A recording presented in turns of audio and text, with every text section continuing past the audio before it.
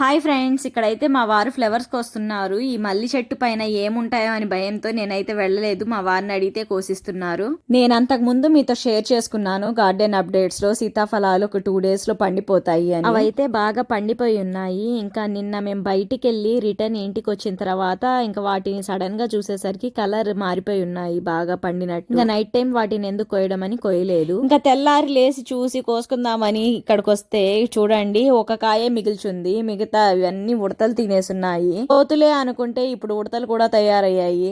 గట్టిగా ఉన్న కాయల్ని వదిలేసి బాగా పండిన కాయల్ని మాత్రమే సగం కొరికి వదిలేసున్నాయి. వీటన్నిటిని చూసి చాలా డిసప్పాయింట్ అయ్యాము. ఇన్ని రోజులు చెట్టుకే ఉండి ఉండి లాస్ట్ కి పండేటప్పటికి ఉడత కొరికేయడం అంటే, లాస్ట్ టైం కూడా చెట్టు నిండా ఉండి ఒక్కసారిగా కోతులు పడి తినేసాయి. లాస్ట్ టైం కూడా ఒక కాయే మిగిలింది, ఈసారి కూడా ఒక కాయే మిగిలింది.